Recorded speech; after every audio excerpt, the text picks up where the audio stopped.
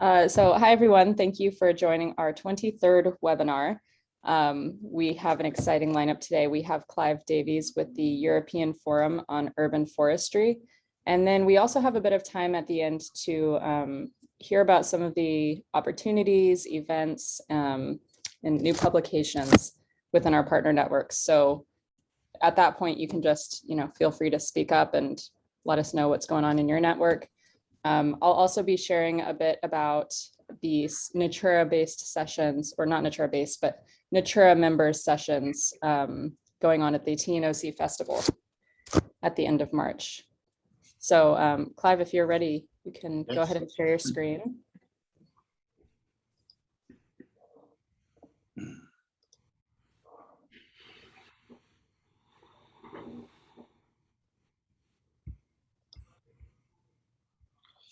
Can you just confirm that that has come through okay? Confirmed, yep, looks great. Excellent. Hopefully you've not got pictures in the screen as well. I just see the presentation. Okay, that's good. Well, thank you very much to you all for joining me this afternoon. It's a pleasure to be here. Thank you, Tessa, for organizing the connection. I'm joining you this afternoon from the city of Newcastle upon Tyne, which for those of you who perhaps don't know where Newcastle upon Tyne is, it's in the northeast of England. We're about 55 degrees north, which means it can be quite cold here, but we're also in a maritime climate, so we also get a lot of rain, but today is actually really nice. It's a good day to join. I'm going to be talking to you today about the European Forum on Urban Forestry, which is better known as EFUF by its initials, and I will be putting that in the context as the benefits of international networking in Europe. But I think I will also talk about the benefits of international networking beyond as well. My role at the forum is as convener of the International Steering Group. The steering group was first set up in 2015, and I'll put a little bit of history to that. And so this is a role I've performed for 7 years now. And if anybody wants to email me afterwards, please feel free. The email address is shown here, clive.davies@efuf.org.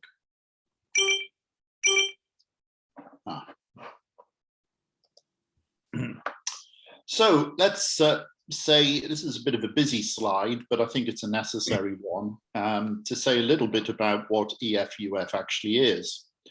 I think the first thing to say is that certainly back in its foundation, which was 1998, it was a pretty unique meeting place because it brought together practitioners, policymakers, urban forest managers, educators, and scientists active in urban forestry. And since 1998, it's met annually to discuss new developments, as it says here, to share experience and visit examples of good practice, specifically on the planning, design, and management of urban forests, which ranges, of course, from woodland to urban parks and street trees. You'll notice earlier in this paragraph, there's also mention made of urban greening and green infrastructure. Certainly in the European context, these three topics are often bound together in quite deep ways, and we can explore that later if you wish. The forum itself also has an association with IUS, the International Union for Forest Research Organizations, IUFRO, Urban Forestry Group, as well as several European and Nordic, meaning North Europe members of urban forestry. And the basis of the forum really is in the form of an annual meeting. People come from across Europe as well as other parts of the world. And each year, the forum actually has a theme within urban forestry. And this can be very wide. It's looked in the past at issues like financing, public involvement, partnerships, and innovation in urban forestry management.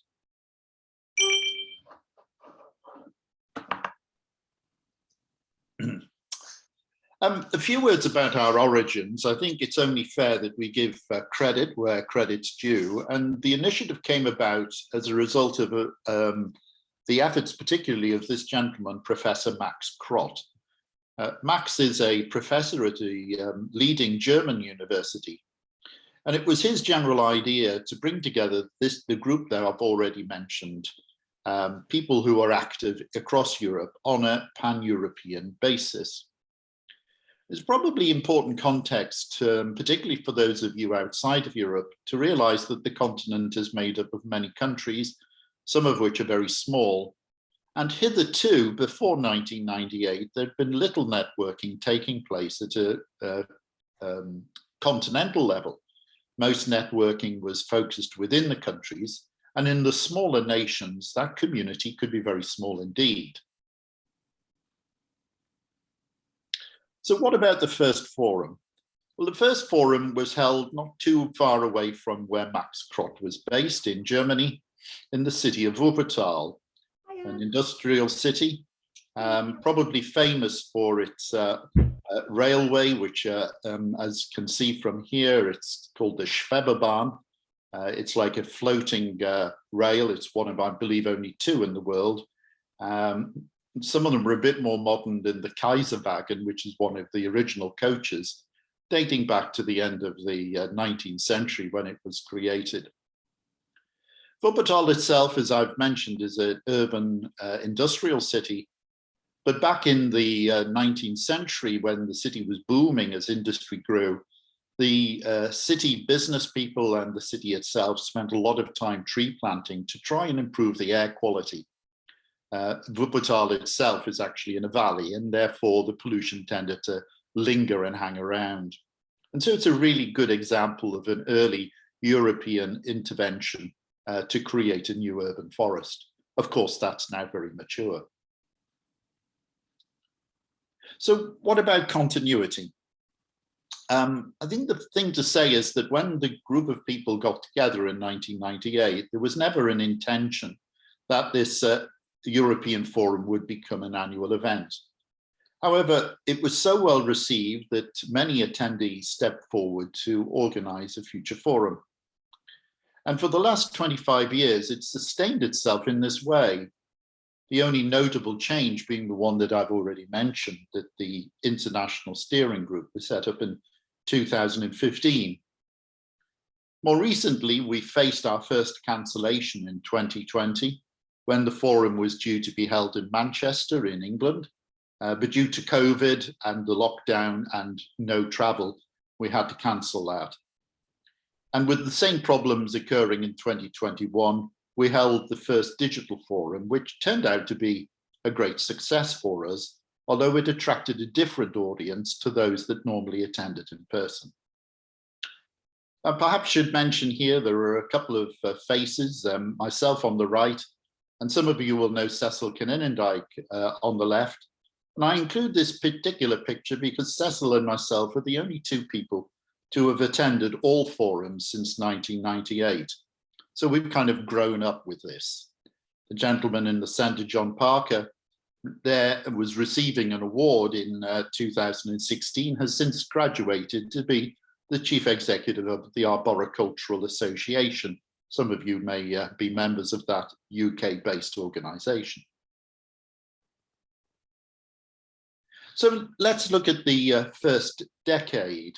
And you will see from this, I hope, that the forum has moved around from country to country and from parts of Europe, from say Western Europe or Northwestern Europe, which is the most prosperous part of the continent, to those that are less prosperous. So following Wuppertal in Germany, we moved to Denmark, to the city of Aarhus, which is a maritime city, to the well-known city of Budapest in Hungary, to a heritage city, a small heritage city, a university city in the United Kingdom called Durham, to the another maritime city, Trondheim in Norway, then to Arnhem, a joint forum between Arnhem in the Netherlands and Brussels in Belgium, from where we went to Stockholm, to the small city of Celje in Slovenia, Florence or Firenze if you're Italian, Gelsenkirchen in Germany for our second visit to Germany, and then in 2008 to the city of Hamelina in Finland, a picture of which you can see inserted here on the slide. Hämeenlinna is called the city by the lake, and it's a pretty amazing place, a very beautiful destination you go to, and very benefits from extensive forest lands. In the second decade, the forum continued, visiting Arnhem for the second time in 2009, then to the city of Tulln, near Vienna in Austria, Glasgow in Scotland, Leipzig in Germany, Milan, Italy, Lausanne, Switzerland for the first time, Brussels, Ljubljana in Slovenia, Barcelona, Spain, jointly between Helsinki and Vantaa in Finland, and 2019 for the third visit to Germany, to the city of Cologne. The pictures here that I've included are from the Barcelona Forum that took place in 2017. The view of the city was taken from the television tower, which gives you a very interesting experience as you look down on the aircraft flying into the airport. The third decade in some ways is very young, but is already interesting. I've mentioned so far that Manchester unfortunately had to be cancelled due to COVID. And because of the same problem, we moved to have our first digital forum in 2021. And this proved to be a very interesting occasion because we were forced, as many others, to think about new ways of approaching networking across the continent and beyond. I'm pleased to report that we're back to meeting in person in 2022. We moved to the city of Belgrade in our first visit to Serbia, which is in May. And if any of you are interested in attending, booking is open and there is a web link there. We hope that in 23 we will be in Poland, in Central Eastern Europe, and then in 2024 back in the Balkans region in the country of Croatia. But returning to the digital forum, part of that was the development of an application, an online app, which featured a whole range of activities that people could participate in. This was developed by our Swiss partners, and we're very grateful indeed to the considerable support that we've received from Switzerland, from the Federal Office for the Environment, who helped to support the development costs of this. I'd also mention here that the forum has a number of strategic partnerships. I could mention many, but two that are, I think, of particular importance is the European Forest Institute, a well-established research-based organization, and the European Union's Clearinghouse project, which ran together in partnership a thing called Urban Forestry Days 2021. And this was attended by well over 600 to 700 people, which is a considerable effort. I do have a short video. Let's see if it plays. If it doesn't, we'll continue with the PowerPoint.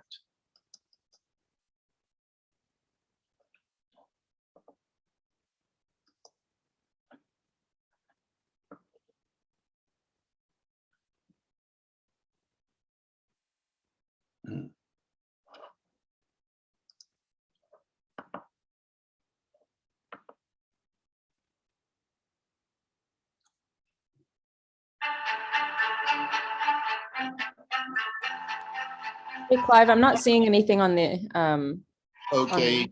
Sharing. Must not be sharing then. I will, thank you for letting me know. Yeah.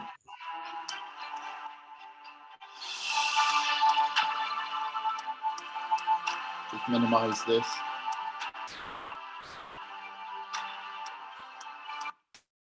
Okay, there's obviously a technical problem there, but you will get a recording or a PDF, I'm sure, will be made available by Tessa, and you can watch the video content at your leisure. The Urban Forestry Days, I think, was a considerable success and brought together a whole new group of people who we had not engaged with previously in the European Forum.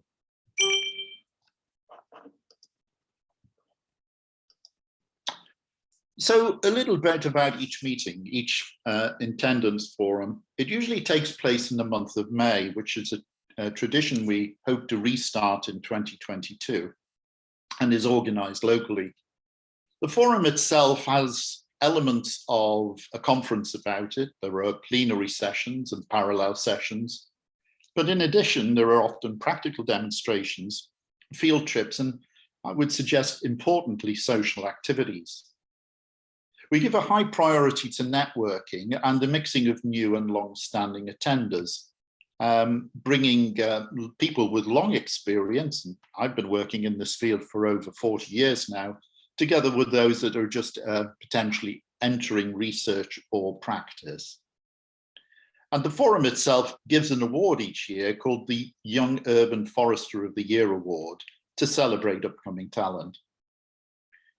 It has to be said that in many ways, the early forums were rather modest, often attended by tens of people, but now usually well over 100, and the largest attendance we've ever had is 250. And given the fact that traveling within Europe can be very expensive, I think we feel this is really good. The EFUF mailing list that we use, obviously, to promote our activities is well over 1,000. And most of those people have attended at least one forum, and many have attended quite a number of them. Here you see the team that was behind the promotional activities from the city of Ljubljana, where we held the forum in 2016. And this was a particularly enjoyable event, not least because the sun shined. So you may wonder why we place so much emphasis on the social aspects, and this perhaps says quite a lot about the nature of Europe. We call it fun and family, and because although urban forestry can be a serious business, it's full of challenges.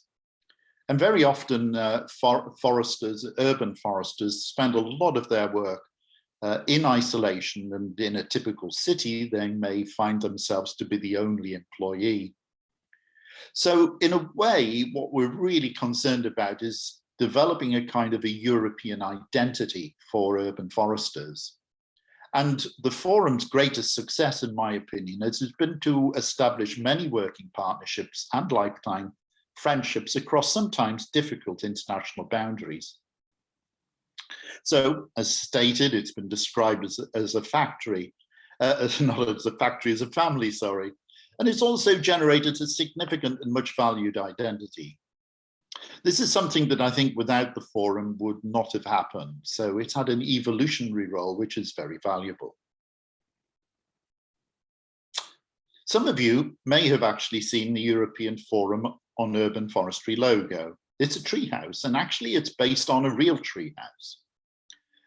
The attentive amongst you might have spotted that in 2005, we held the forum in the city of Celje in Slovenia, and we went back to visit it 10 years later. This is the treehouse in question, and the treehouse and the fonts and the layout is very much reflective of what our partners in the small country of Slovenia have done. And I will say that they're one of the leading nations in Europe, despite their diminutive size and small population in urban forestry. So what about our achievements? Well, I think the forum can claim to have influenced and inspired many things. I've already mentioned the close partnership that's been developed with the European Forest Institute. This is one of the premier international organizations on forestry research. Our roots go back to 1998, a long time ago now, with EFUF, and we maintain and report back to EFUF every year. We're also part of a project called Arbo CityNet, which is a German-speaking network on urban forestry, and many others indeed. Furthermore, we've partnered in research projects, and one of the important ones at this particular time is the China-Europe Clearinghouse project. I'll mention more about that in a few moments. And we've also stimulated intercity twinning or collaborations. And just in 2021, as part of the European Union's Green Week, We brought together the capital region of Brussels, in many ways the capital city of Europe, the Barcelona metropolitan area, and the city of Ljubljana. And on the back of the digital forum of 2021, this has driven us to pilot a range of new ideas, including action-bound tree discovery walks. You'll be able to view these. I'll not try to play these again because the links might not come through, but you can click on the links in your own time. And the tree discovery walks, there are 3 of them, for Barcelona, for Ljubljana, and for the Brussels capital region, are all different but interesting in their own ways. And furthermore, we've also launched the European Urban Forestry podcasts on Spotify, and the link there is also, there are I think about 10 podcasts on there at the moment, and we'll be continuing with them in the run-up to this year's physical forum in Belgrade. Most of all, I think that it's undeniable that EFUF has achieved its key aim, which is to unite practitioners, policymakers, managements, educators, and scientists, and forge a Europe-wide urban forest identity that simply didn't exist before 1998. One of the important key themes that has been underpinning EFUF all these years is getting more young people into urban forestry, whether they be students or young trainees or professionals. We believe that urban forestry can play a significant role in the sustainable development of our continent here. And EFUF gives an opportunity to cross borders too. And another link that you will find, which you can listen to at your leisure, is a video made by students from the International Forest Students Association when they attended the EFUF 2019 in Cologne in Germany. And what I found as a visitor to the field site where these young people were working really encouraging was to see late teenagers and early 20s from so many different countries working together and building European solidarity as well as ecosystem solidarity. It's very encouraging indeed. It's also the case that EFUF has had an impact beyond Europe, and that's been particularly because of our engagement with FAO, well known, of course, United Nations organization. And EFUF itself has always welcomed attendees from every part of the world. Although its focus is Europe, we've had attendees from all continents. Probably New Zealand has been the furthest that anybody has traveled, but certainly we've had a lot of delegates from Asia, from Latin America, and many from the US and Canada over the years. And in many ways, I think the European Forum was instrumental in inspiring and contributing under the leadership of FAO to the growth of urban forest forums in other global regions. So we were particularly delighted, and I was privileged to attend the forum, the first World Forum on Urban Forests, which FAO organized in the city of Mantova, a very beautiful Renaissance city in Italy in 2018. And we see our role within the steering group, at least, to assist other global initiatives. We're not in any sense pecuniary to Europe, and we'll continue to welcome people to attend from other global regions so that we can learn from them and they can learn from us. I mentioned research partnerships, and the most important one that we are engaged with at this present time is called the Clearinghouse Project. This is a project that is a China-Europe collaboration. Some of you may know that China has a very well-developed forest cities program and a lot of technical abilities and activities and some very impressive outputs. Equally, though, on the European side, we have an awful lot of experience in the social, environmental, ecological, and the co-creation roles of urban forestry. And so the cross-fertilization between China and Europe is at the core of this research project. around the theme of nature-based solutions.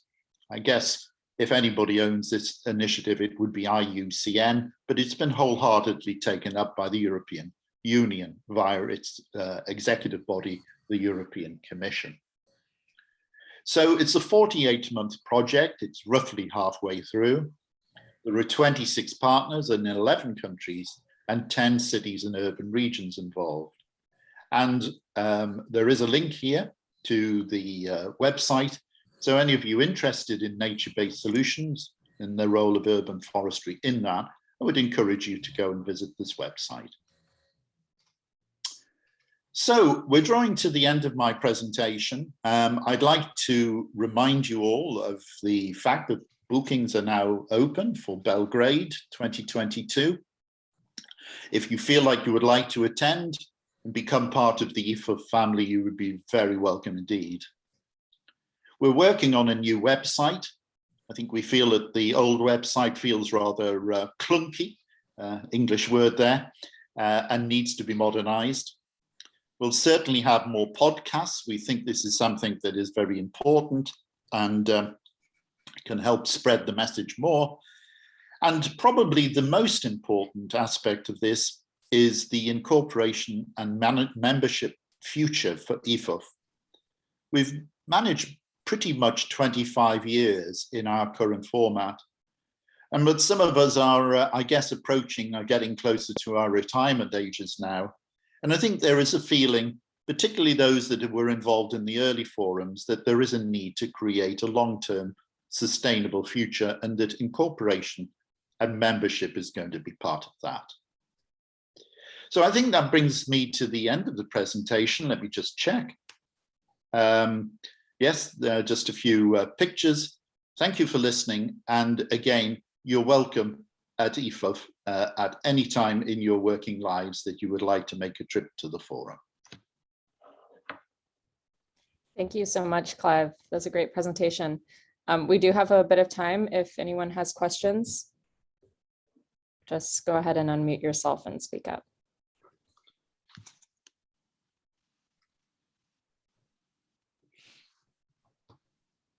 I just wondered maybe I could ask if any of the people on this have ever been to one of these forums before.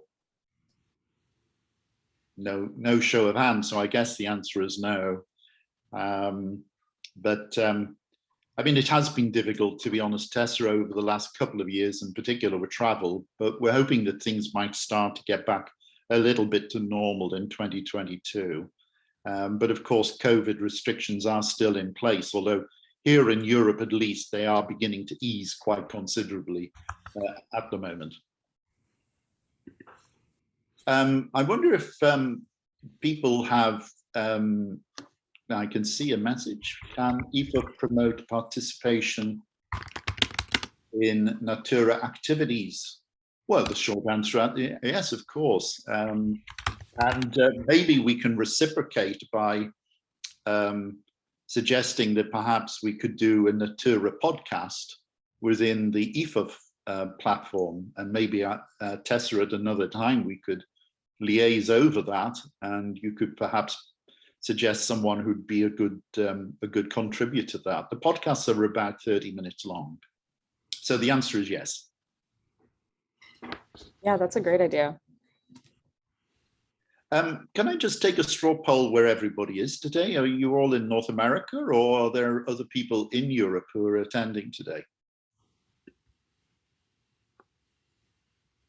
North America for me. UK, oh my goodness. Whereabouts in the United Kingdom? Jan. Shropshire, oh, very nice indeed. Very rural, not like Newcastle. I can see there's a, yeah, very big distribution, so that's great. I noticed that we've got Puerto Rico, Canada, US, New York City, South Africa as well, excellent, Arizona. So yeah, it's great international distribution. I think over the years, we've probably had representatives from all of those countries. I certainly remember a very wonderful forum where we had a delegation from Cape Town in South Africa came. I think 3 people who were very involved in Cape Town in urban green management, and they were great, real fun, and gave a brilliant talk about what's happening there. So Clive, hi, Nancy Grimm. I'm one of the directors of NATURA, and I'm in Arizona. And I was wondering what, it seems like you have a very strong membership of practitioners, more so than academics. I think this is something that NATURA is striving to include more practitioners in our network. And what would you say the distribution is between academics and practitioners in the forum? Pretty difficult question. I would say that if you looked at our mailing list, it's probably 50-50 in reality. One of the things that is very evident, and this is maybe, I don't know, maybe this is different in the United States, but here in Europe, bearing in mind my comment about being a continent of small countries, is that for those that are working in research, and particularly, for example, PhD students, find it generally quite easy to travel. They've got budgets to travel, but if you're working in practice, it's much more difficult. So for instance, here in Newcastle upon Tyne, or just Newcastle, if a urban forester from the city council here was to say, I want to go to Belgrade, they would probably be like, you might as well say, I want to go to Japan, or I want to go to South Africa. It would have the same kind of resonance. So actually, it's more difficult in some ways to get practitioners to come to every forum. There are a few who do. So how we try to compensate for that, Nancy, is that when we have a forum in a country, such as in Belgrade, we're trying to make it available, particularly focused practitioners in Serbia and the adjacent countries, Croatia, Romania, Slovenia, Greece, so that it is, it's a journey they can make by car, rather than international air flights or high-speed train, which becomes more problematic. So as we move around the continent, and this is things, what we try to do is to build the network of practitioners based on sub-regional clusters, does that kind of help answer our question? Yeah, no, it does. But I also, these forum meetings are like a week long, right? Or something like that. Yeah, they usually start on a Tuesday and finish on the Friday evening. Yeah. Okay. With an optional tourist day on the Saturday. But what we found increasingly with the more recent forums is that we're being asked to host side events, right, which people are wanting to coincide. So for instance, this year in 2022, there are going to be 2, well, maybe even 3 actually, side events taking place because the forum is in town. Right. And that can be good because, of course, that brings delegates as well. So it's mutually beneficial. Right. But I don't know, in the US, Nancy, do you find it easier, for instance, for a practitioner from California, for instance, to be able to go to New York City? Or is that just as problematic as somebody? Well, I think it's still problematic, and it's one of the reasons why we have these fellowships that are open to early career practitioners to spend some time with another network in NATURA. That we have just, I think we're just funding our first practitioner fellow, right? Isn't that right, Tessa? Just now, most have been academics so far. So, because I think it is difficult for them to, take a break from their jobs with, the timing and everything is really different in academia than it is in practice. So, just trying to make that possible for particularly early career practitioners. in our network. Really good point. We'd like to be able to offer bursaries, but we haven't built up the financial strength yet to do so. Mm-hmm. But I think I would anticipate that within 5 years, we will have a bursary scheme. And part of the idea of running a membership scheme, which is not going to cost a lot, by the way, it would probably be maybe 30, 40 euros, something like that, to be a member a year, would at least it would allow us to offer some discounts and bursaries to people who, due to financial constraints, can't attend. Still bear in mind that, I mean, you know, at one extreme, you've got countries like the UK, France, and Germany that are quite rich, and you've got other countries in Europe, such as Romania and Bulgaria, that are still very poor.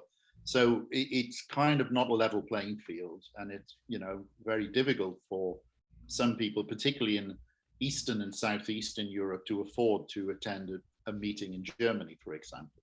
All right. And Switzerland, something else. If you want to know what expensive sounds like, that's the place to go. Yeah. Well, it'd be great if you know, we have in NATURA, we have our all hands meeting coming up, which, you know, we're hoping to support some early career scholars to go from each of the member networks. It is a little more difficult to plan. We are a network of networks rather than just a network of people. So it makes it a little harder for us to, you know, to invite the entire group. I mean, maybe Tessa, we should talk a little bit about what NATURA members have planned for the Nature of Cities Festival. Yes, that's a nice segue into this. Unless anyone has any other questions, please ask them now or put them in the chat before we move on.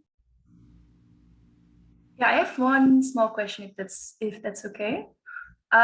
So I joined my name is Elena. Thank you, Clive, for your presentation. I'm stationed in Brussels. So I joined the Mantova Congress a few years ago, and there was this really nice workshop for students to not only like join the Congress, but also work on case studies together with other students. So I was wondering, I'm not sure if you can answer this question, if there's also this opportunity for students to work on something, on a workshop in this Congress in Serbia. I think, to be honest, I don't think it'll happen for Serbia, but it is something that is actively talked about. We have got what I would call a young person or a youth representative, and we do work quite closely with the European Forest Institute, who are also active in that area, and I think it's quite likely. I indicated the activity which took place in Cologne, Germany in 2019, and I think that's something we definitely want to replicate into the future. I do think that what you're suggesting is kind of really important. And Mantova, yeah, I mean, there were so many kind of fringe activities and spin-off activities. It was great, really. I mean, dare I say, you know, FAO has deeper pockets than we have. But even so, you know, I think it doesn't necessarily need to cost a lot to do that sort of thing. But I don't think it'll happen in 22, but Poland 23, there's a good chance. Thank you. Who knows? All right, thank you, Clive. If anyone has lingering questions, please just message Clive or everyone in the chat. I'm going to start sharing my screen so I can show you some of the exciting sessions that we have proposed by NATURA members coming up at the TNOC Festival at the end of March. Just give me 1 minute.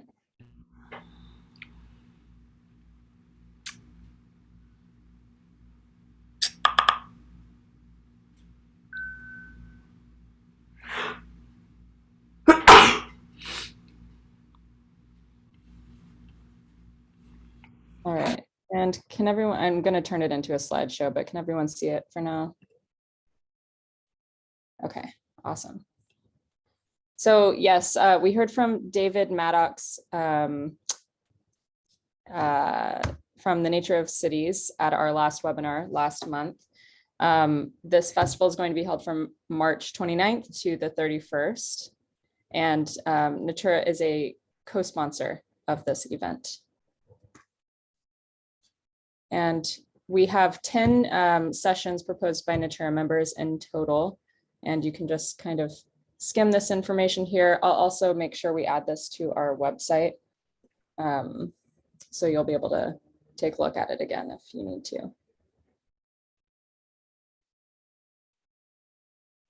Sorry, let me know if that was too fast. I can go. That was too fast. Sorry. Zoom time is much longer than actual time when you're presenting. If anybody is on the call that wants to just put in a little, a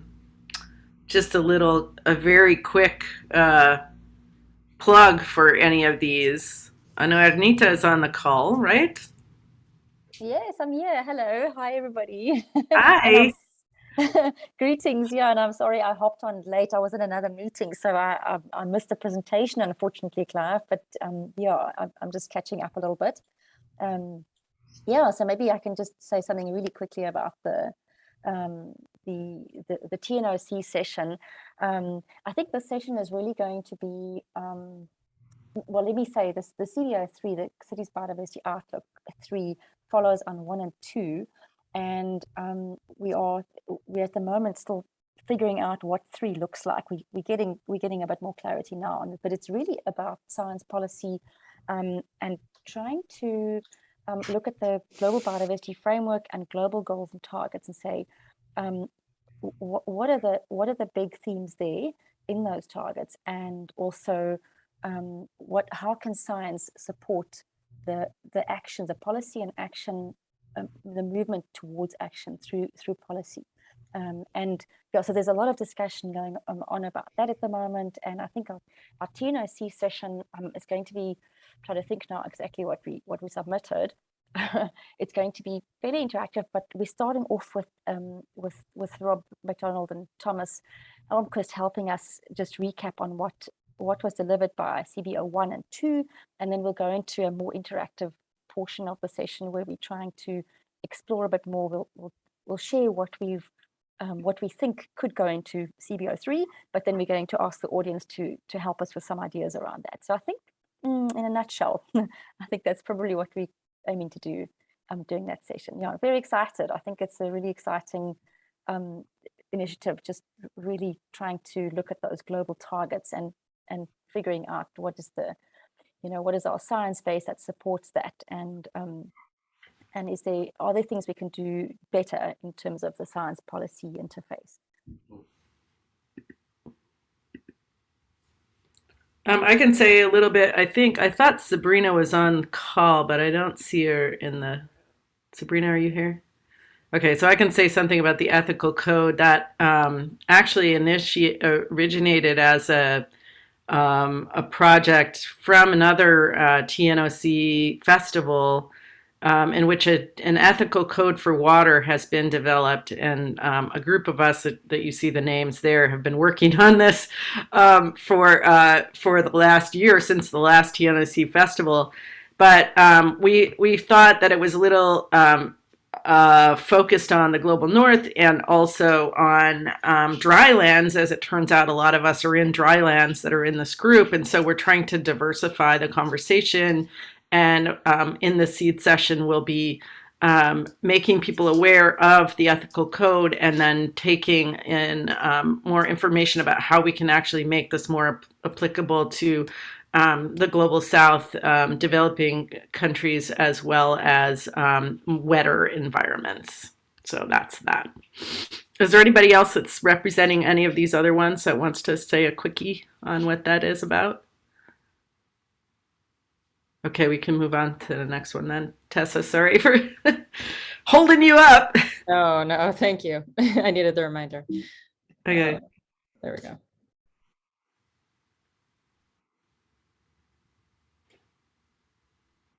Okay. I think you might be the only one on this page, Nancy. I am. I can say something again about the transformative capacities and pathways toward nature-based futures. This is actually one of the NATURA working groups.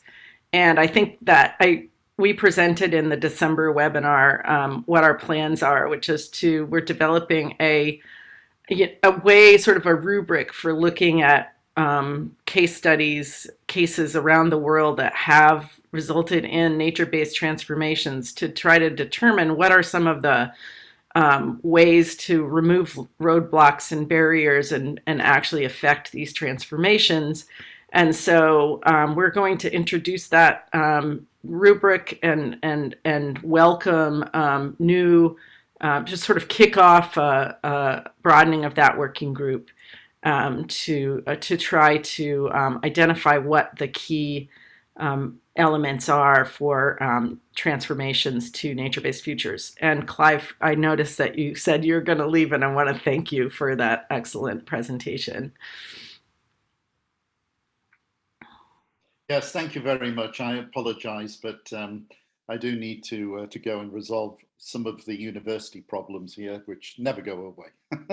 I hear you. Okay, thank you so much. Bye-bye. Bye. So that is an example, and I think some of these others, like for example, the local labs mapping, is coming out of a thematic working group on informality, urban informality. That's the second one that you see there. And so, a fair number of these proposed sessions are coming out of some actual NATURA working groups. So, Thanks, Nancy. I'll just leave this up for another few seconds. So we'd love to hear from anybody that's on the call on what's like really quick news on your network, or any activity that's happening with thematic working groups or with fellowships. I don't know if we, Tessa, have introduced Loan, who is a new postdoctoral fellow associated with NATURA in the Urban Systems Lab. Are you on the call, Loan? Hi, everyone. Good morning, good afternoon, evening. Sorry, Yeah, it'd be great. You can say a word about because Luan's going to be working with Johan and taking on leadership of the Early Career Network, and maybe you could just say a little bit about where you're from and. Absolutely. Thanks, Nancy. I'm Loan Diep. I recently joined the Urban Systems Lab at the New School, working with Simon, who is not here, but who many of you know. I just finished my PhD on green infrastructure in the context of urban informality at University College London. And so I'll be working with NATURA, as Nancy said, and we're working on different things, but one of them includes supporting the Early Career Network. Another one is working with Anita, who mentioned the CBO3 report earlier. And I'll be working also with the thematic group of NATURA on a global roadmap. And that's mostly it. And I haven't officially started the role. I should actually specify this, but I should be joining officially in the next couple of weeks, hopefully. That will depend on the American bureaucracy being fast or not, actually. And I should actually say, I mean, I don't have much detail, but I'll be also at TNOC. I learned a few days ago that I'll be joining a session on urban informality as well. Super. Thank you, Luan. Arnita. Yes, thanks so much, Nancy. Yes, actually, Luan, I was just going to say that that Luan joined us on the CBO3 journey, and we had a meeting last week to also bring Luan into that initiative. And yeah, so we're looking forward to that and just journeying with this with the CBO3 team as we're tracking quite a few of the events this year going forward towards the COP. So yeah, that was. But Luan, you've introduced yourself, but yeah, just to say that Luan's on the as you mentioned, on the CBO3 team. So that's really great. Super. Great. Thanks, Ernita. And yeah, so we have time if anyone would like to shout out any opportunities, events, publications, really anything that might be of interest to the people on this call. Go ahead. This is something that's more like a advertisement for needs that I am looking for. So I'm trying to hire a master's student with the funding for a 2-year master's program to work on the studying the radial canal system to see that how the climate change affects the ice formation of radial canalway. So if you guys know any undergrad students, senior undergrad student who are looking to proceed to a master's program, please connect them with me. That's great, Johan. It's really difficult to find master's student Yeah. who wants to do research. I also wanted to announce that we have set a date for the North American node to meet for NATURA. And I particularly would like our Canadian members to show up at that meeting. And I think it's been announced in the Slack, so you can find out there what's going on. Also, we have, I'm going to announce a paper because I'm sort of proud of it. I think Chuck is an author on this paper. It was an idea that was fomented in many years ago when I spent some time at the Stockholm Resilience Center.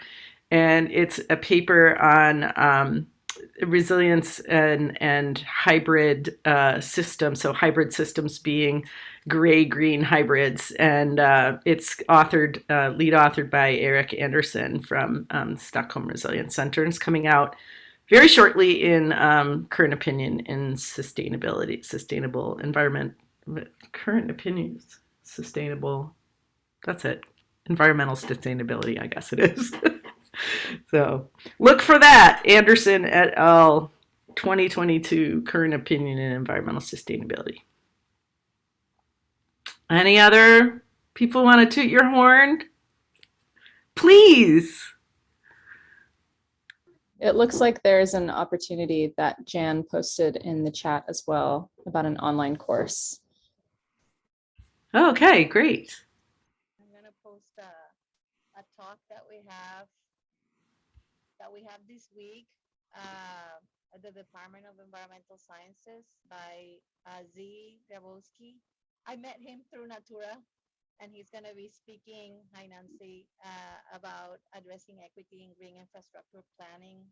A lot of members of the San Juan Ultra Network have been collaborating with local communities to provide access of information about the channelization project by the Army Corps of Engineers of the Rio Piedras River. It's a project that is being highly contested, and as other similar projects emerge in Puerto Rico, this particular topic is very relevant to them. In 1 year, the community has, less than 1 year, the community has created a Facebook page that has over 1,000 members and is very active. So if any of you are interested, the seminar is of public access, and and I'll see you there. Thank you. Thanks, Elvia. This in the chat, but Z, would you like to tell us really quickly about your new paper that just came out? Maybe it's not that recent. Yeah, because I was about to put a link to it in the chat, but I'll talk about it and I'll put a link in the chat. Yeah, we finally, after 2 years of being in peer review, we finally got the first part of our big plan review published that looked at how city planners across the US are defining green infrastructure. And we broke it down by what concepts they're using and what types of things they consider GI, as well as what functions they ascribe to it and what the social benefits, benefits broadly, they attribute to green infrastructure, which I think is a good kind of departure point for bigger, like global comparative work.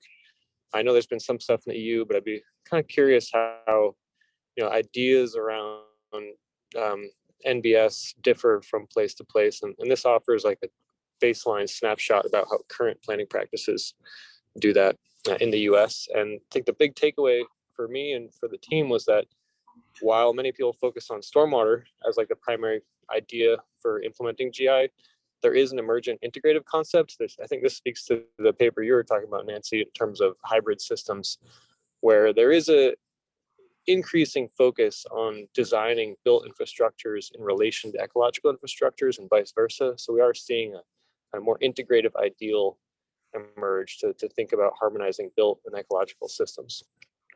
I'll put a link to it in the chat. Thanks for the shout out. Thank you. And I want to circulate another one that Z has led. We published the first white paper from the early careers group on different definitions and different perspectives on nature-based solutions around the world. So I'm going to share that link here. And then Z has been a great leader for that paper and effort. So kudos to Z. I just wanted to say thank you here. Thank you. Woohoo.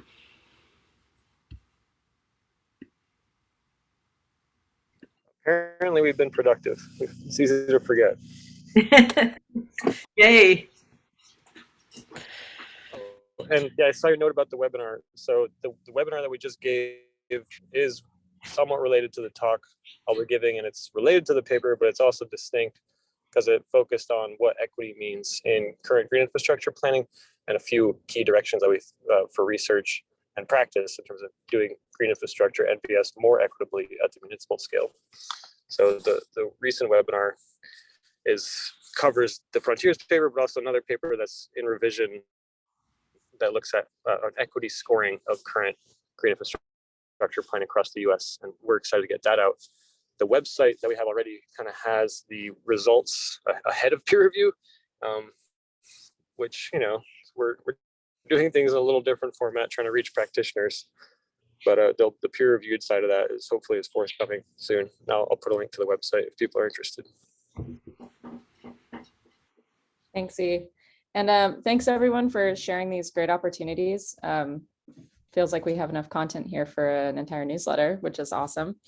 Yeah, and thank you for joining the webinar today. I know it was a different time. This was just one time that we're trying out. Our next webinars will continue at the 7 a.m. Mountain Standard Time as they have been. And we'll be hearing from David Iwaniak with the SETS Convergence Project. And we will also be hearing from Eric Lonsdorf with the Natural Capital Project. Can I just make one more plug? If you have not responded to Tessa regarding, and you are eligible to be one of the people going to the all hands meeting, please do respond. We have to get that planning going further, and so we need to have an accurate sort of idea of who wants to go. And let me say also, because there's a lot of early career people on this call, that we hope to put out a call for at least some places for early career folks to also go to this meeting, which is happening in Malta in April. Yes, thank you, Nancy. Thanks, everyone. Bye. Thank you. Bye.